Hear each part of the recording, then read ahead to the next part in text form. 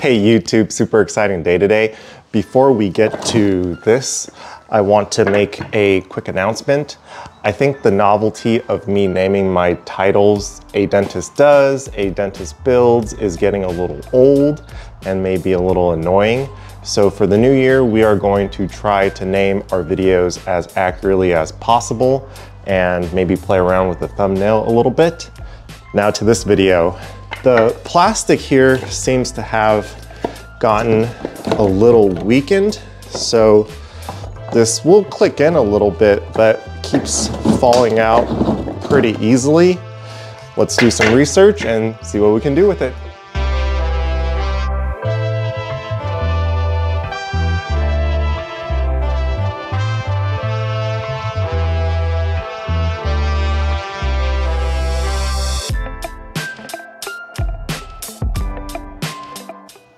Initially, I was thinking about using an epoxy, but both videos I watched just use a piece of zinc plate and a few fasteners.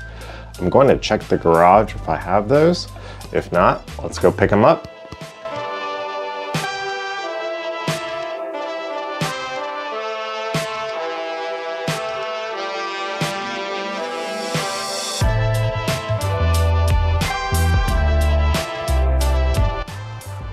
We are back from Home Depot.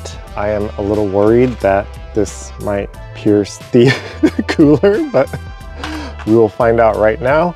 I also picked up a piece of Coleman. It is not super nice 3/4, and I don't know what I'm gonna do with it, but it was originally $35 and I got it for $10. Let's get this cooler finished.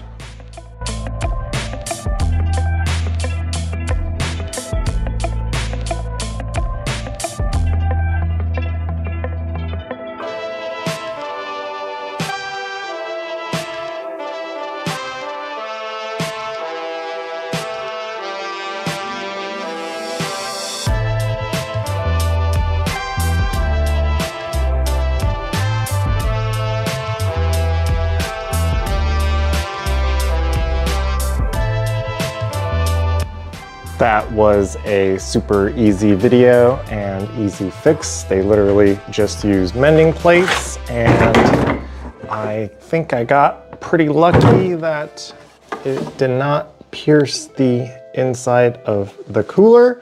Video 114 done.